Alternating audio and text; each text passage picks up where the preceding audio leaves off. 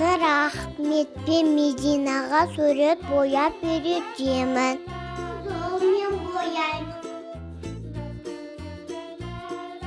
Денесін жасылмен бояймыз. Мені нәжірді жасылмен боя. Денесін жасылмен боя.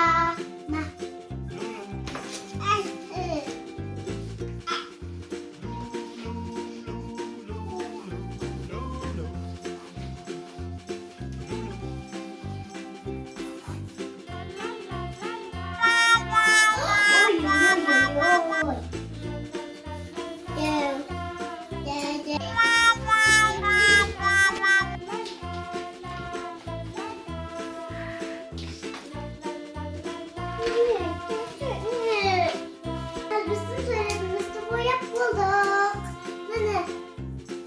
Bana. Wow!